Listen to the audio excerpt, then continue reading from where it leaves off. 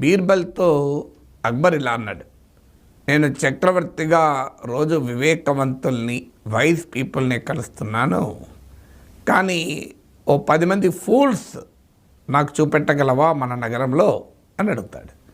దానికేముంది మహాప్రభు, నేను మీకు 10 మంది ఫూల్స్ని తీసుకొచ్చి మీ ముందు పెడతాను అంటాడు బీర్బల్. దాంతో బీర్బల్ బయటికి వెళ్ళి ఆ నగరంలో ఫూల్స్ను వెతకడం మొదలు పెడతాడు. ఎవరు కొద్దిగా మూర్ఖులు ఎవరున్నారు అని వెతుకుతూ ఉంటారు. సో మూర్ఖులు ఎవరున్నారని వెతుకుతూ ఉంటే ఆ రోడ్డు పైన నడుస్తూ ఉంటే ఒక అతను గుర్రం పైన కట్టెల మోపు పెట్టుకొని వెళ్తుంటాడు. సహజంగా గుర్రం పైన కూర్చున్నవాడు కట్టెల మోపు కూడా తన వెనకాలో ముందో పెట్టుకోవాలి. కానీ ఇతను తన తల మీద పెట్టుకొని వెళ్తూ ఉంటాడు. బీర్బల్కి అర్థం కాదు, ఏంటి గుర్రం మీద పోయేవాడు గుర్రం మీద పెట్టుకోకుండా నెత్తి మీద మోస్తున్నాడు, తల మీద మోస్తున్నాడు ఏంటి అనుకుంటాడు. అనుకుని వెళ్ళి అడుగుతాడు. వాడు వెంటనే, నేనేమన్నా మూర్ఖుని అనుకుంటున్నారా ఇలా పట్టుకొని వెళ్ళటానికి? నా బరువుతోనే గుర్రం ఇబ్బంది పడుతోంది, ఎందుకంటే గుర్రం ఇప్పటికే చాలా అలసిపోయి ఉంది. ఇప్పుడు నా బరువుకు తోడు కట్టెల బరువు కూడా అవుతుంది దానికి, అందుకే నేనే మోసుకొని వెళ్తున్నా అన్నాడు. ఏమి దొరికాడరా మూర్ఖుడు అని చెప్పి వాడిని, నువ్వు ఒక పని చేయి, నా ఎంబడరా, నీకు ఈ కట్టెల మోపు అమ్మితే వచ్చే లాభం కన్నా 10 రేట్లు కాదు 100 రేట్లు ఎక్కువ డబ్బులు ఇస్తానంటాడు. అని ఆ మూర్ఖుడిని పట్టుకొని వెళ్తూ ఉంటాడు. ఈలోగా వెళ్తూ ఉంటే ఒక చోట ఒక అతను అలా కింద గ్రౌండ్ మీదనే పండుకొని విశ్రాంతి తీసుకుంటూ ఉంటాడు. కానీ ఆ పండుకున్న పోస్టర్ ఏంటంటే ఇలా 2 చేతులు పైకి లేపి ఇలా పట్టుకొని పంటూ ఉంటాడు. అదేంటి ఇలా పట్టుకొని ఉన్నావు, ఇతనికి ఏమైంది అని, అలా ఎందుకు పట్టుకున్నావు అని ఆసక్తిగా అడుగుతాడు బీర్బల్. ఏమీ లేదు, నా భార్య ఇంకో ఈ సైజు కుండ తెమ్మని చెప్పింది, ఆమె చాలా స్ట్రిక్టు, నేను కనుక ఈ సైజు తక్కువైనా ఎక్కువైనా ఆమె తిడుతుంది, అందువల్ల నడుస్తూ ఆ కుండల దుకాణానికి వెళ్తున్నాను, ఓపిక లేక ఇక్కడ కొంతసేపు అలా రెస్ట్ తీసుకుంటున్నాను, మళ్ళీ సైజు ఎక్కడ మర్చిపోతానో నా భార్య ఇలా నన్ను 2 చేతులు లేపి చూపెట్టింది, అలాగే ఆ సైజు పట్టుకొని ఉన్నాను అన్నాడు. అరే బడే ఉన్నాడు కదా వీడింత మూర్ఖుడా అని చెప్పి, నీకు ఓ పని చేయి, నీకు అన్ని రకాల సైజుల కుండలు ఇప్పిస్తాను ఎంబడస్తే ఉచితంగా అంటాడు. ఈ భారీగా నేను ఎప్పుడు ఏమీ అనదు. చలో 2 దొరికారు, ఇంకా 8 మంది దొరకాలి. సో బాగానే దొరికేలా ఉన్నారే పట్టణంలో. వాస్తవంగా అక్బర్ 4 రోజులు టైం ఇస్తాడు. ఈ 4 రోజులు ఏంది, 1 గంట సేపట్లో 2 దొరికారు అని ఈ ఇద్దరిని పట్టుకొని వెళ్తూ ఉంటే ఒక చోట 2 వ్యక్తులు కొట్లాడుతుంటారు. ఏంటి మీరు ఇద్దరు ఎందుకు కొట్టుకుంటున్నారు అని బీర్బల్ అడుగుతాడు.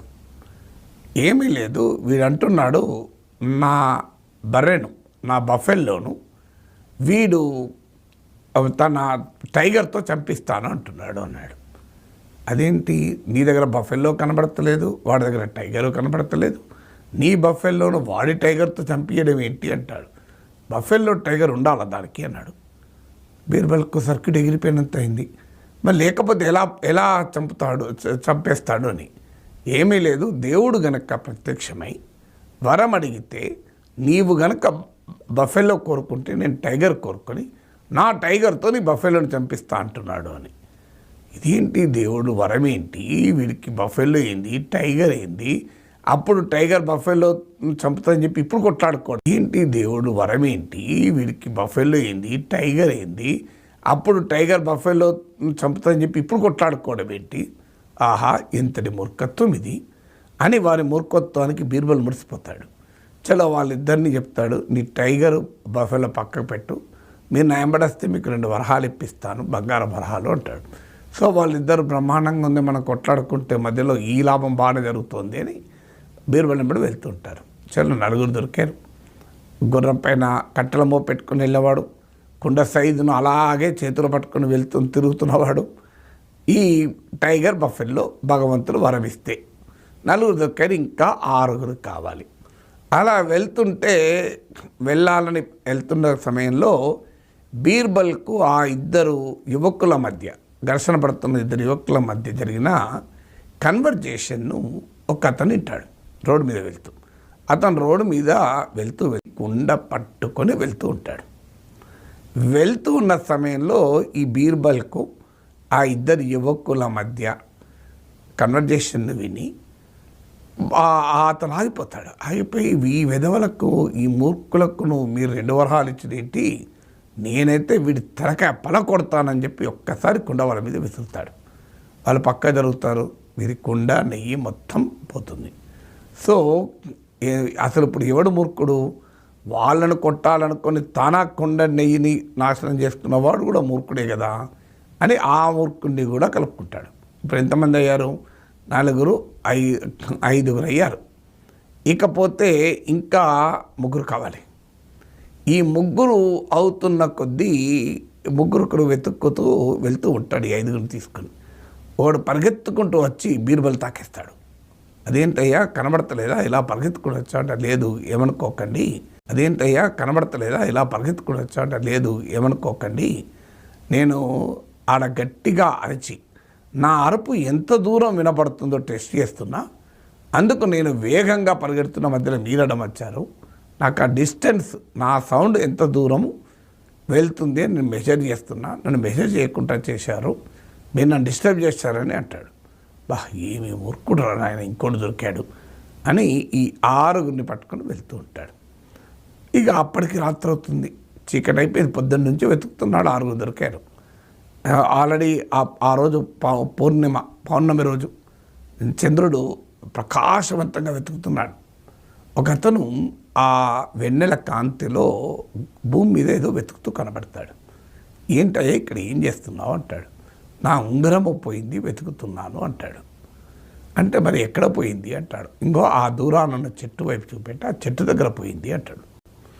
ఆ చెట్టు దగ్గర పోతే మరి ఇక్కడ ఎందుకు వెతుకుతున్నావు అంటాడు బీర్బల్. నేనేమన్నా తెలియదక్కుని అనుకున్నావా? ఆ చెట్టు దగ్గర వెళ్తురు లేదు, ఇక్కడ వెళ్తుంది కనుక వెతుకుతున్నా అన్నాడు. బీర్బల్ ఈసారి ఇంకా సర్కిట్ ఎగిరిపోయింది. బహువన్నీ మించిన మూర్ఖుడు కూడా, వీడు నన్నే తెలియదక్కునివా అనుకుంటున్నావా?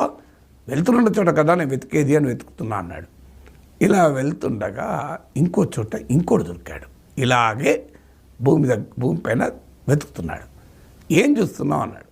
నేను వెళ్తూ నా దగ్గర ఉన్న బంగారాన్ని ఎవడు దోచుకోవద్దని ఇక్కడ భూమిలో పాతిపెట్టిపోయాను. అది ఎక్కడ పాతిపెట్టున్నో దొరుకుతలేదు అంటాడు. అంటే నువ్వు అలా పాతిపెట్టిపోతే దొరుకుతుందా? నువ్వు ఏదైనా ఒక మార్క్ పెట్టుకోవాలి కదా, గుర్తు పెట్టుకోవాలి కదా అంటాడు. వెంటనే వాడు నేనంత తెలియదక్కుని అనుకున్నావా? ఏ గుర్తు పెట్టుకోకుండానే ఆడ పాతిపెట్టిపోతాననుకున్నావా? నేను మూర్ఖుని అనుకున్నావా? నేను గుర్తుడు కుండ సైజును పట్టుకొని అలాగే వెళ్తున్నవాడు ఇంకొకడు. సో ఒకని పైన కుండ విసిరి తన నెయ్యంతా పోగొట్టుకున్న మరొకడు. సో ఇందులో ఎవడు తక్కువ కాదు, మంచి మూర్ఖులు దొరికారని పట్టుకుని వెళ్ళిపోతాడు.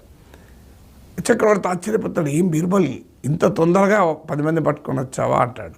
లేదు మహాప్రభు, 8 మంది దొరికారంటాడు. నేను చెప్పాను కదా, మన పట్టణంలో అంత సులభంగా 10 మంది దొరకరు. నేను ముందే చెప్పాను నీకు, 8 దొరికారు చూడు అంటాడు. లేదు మహాప్రభు, 10 మంది ఉన్నారు ఈ కొలువులోనే అంటాడు. అరే నువ్వు తెచ్చింది 8, మిగతా 10 మంది ఎవరు? ఇంకో 2 ఎవరు అంటాడు. ఇంకెవరు మహాప్రభు? మీరు నేను అంటాడు. ఎందుకంటే ఇలా పనికి మాలిన పని చెప్పి సమయం వృధా చేసిన మీరు, మీ మాట విని ఆ 10 మందిని వెతుకుతూ పోయిన నేను, మన 2 మూర్ఖులను కలిపితే 10 మంది మూర్ఖులు అవుతారు కదా అంటాడు. చక్రవర్తి ఒక పెద్ద నవ్వుతాడు. బీర్బల్ విట్ అండ్ విజ్డమ్ అంటే బీర్బల్ ఒక మెసేజ్ మనకి ఇచ్చాడు ఈ కథ.